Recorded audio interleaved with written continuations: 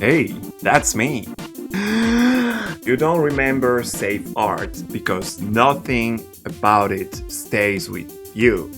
You scroll past it, and that's exactly what makes most art disappear, often without them even noticing.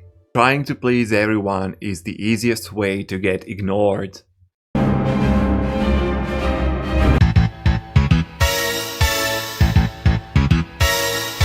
In this video, we are going to try to understand why artists choose a sanitized path and why it makes their art irrelevant. If you saw my previous video, you'll get that this one is kind of a sequel.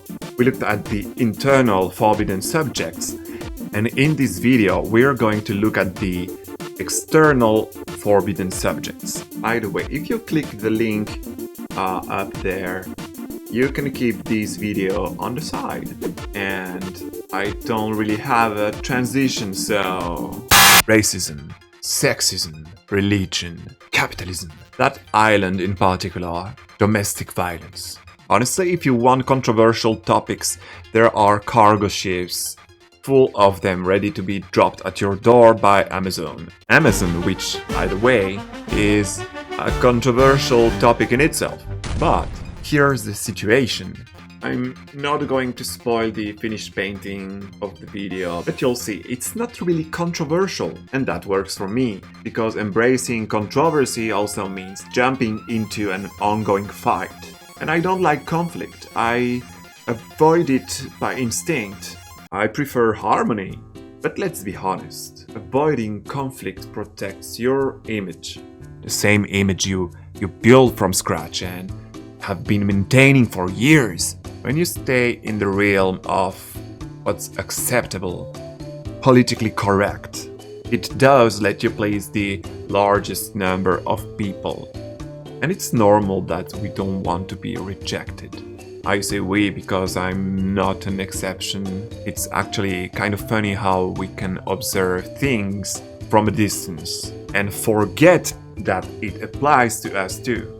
But anyway, you've probably noticed that what pleases everyone leaves no mark. You end up disappearing in the crowd, you get absorbed and become one with it. No tension, no friction, no reason to stay. The audience doesn't seem to reward caution, they just forget it faster. To be clear, the absence of risk leads to the absence of tension and vice versa. Look at Francisco Goya. The guy was literally risking his life criticizing the Inquisition. So yeah, take all the money you've been hiding and go spend it on hookers and casinos. You'll thank me later. Sorry, wrong script, that's for my self-improvement YouTube channel. I'm not telling you to risk your life, don't be stupid. But at least for now, try to make people curious. No need to shock people just for the sake of shocking them. Shock value only has a reason to exist if it is justified by what it represents. But coming back to risk, you don't need to shock, just to take a clear stance. Accept being misunderstood or rejected. You take risk, you lose part of your audience. Yeah, that sucks. But the alternative is disappearing completely. The risk isn't controversy, in the end it's clarity. Wait, what's happening to me? Alright, I should have taken risk. I should have painted this woman naked instead of dressed. Because if people are shocked by nature, what's natural? It's because they forget their own nature, being human and running naked in tall grass. Oh, maybe it's because we were running naked in tall grass that we started wearing underwear. Anyway, you get what I mean. Risk equals potential discomfort, but no risk equals guaranteed total discomfort. So don't worry. Do it! Because you probably have something to say. And if you don't, lend your voice to causes that need it. Let me know if you don't get what I'm saying, because I have no idea if people understand or not what I'm talking about. It's so weird recording YouTube videos. You act like someone's in front of you, but in reality, you're just like an idiot. in front of your camera. Anyway, whatever. But yeah, if you made it this far, thanks. That's nice. You're nice. You probably understood that risk doesn't have to mean putting yourself in danger. You have to protect yourself, and if you need to protect yourself from yourself, do it. So don't worry, just do it, because you don't really lose people when your art takes a stance. You just realize who gave a shit from the start.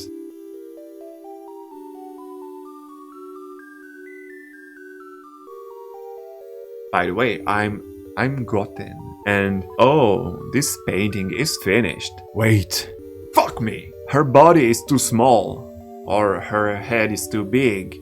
Whatever, this painting is also from the Stripe Revival series. As you can see, there's a continuity with the previous ones with the striped hairband and her fashion. And I love that ear and that shoulder. Yeah, that angle is kinda neat. You know what else is neat? I finished my novel. I mean, the first draft. I hate it. I hate it. It's actually quite aesthetic and sensorial and maybe sensual, and there's a lot of introspection among the characters. So here I'm at a crossroad. Do I make a second draft? Or do I start another novel? I want to write fantasy with weird people and weird places. Yeah, I know, we digress from our topic, but I wasn't going to make a full video just to say, hey, I finished my novel, but I don't know what to do. So here what I suggest you. If you want to see a piece of art that is really not controversial, I invite you to check this video where I talk about the only original painting I ever sold. Spoiler, I cannot even show it to you. Ciao!